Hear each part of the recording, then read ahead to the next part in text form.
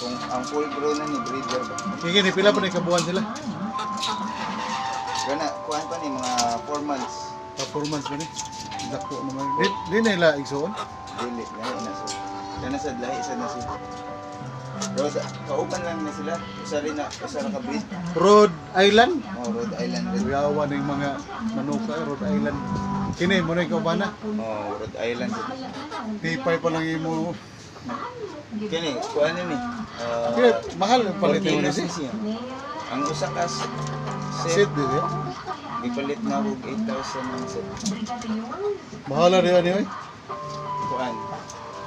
Duha ka laki na unong kabay. Unya mo to nangit doktor dito. Oh, Yung naglumlum. Si Awa. Rhode Island nga manok.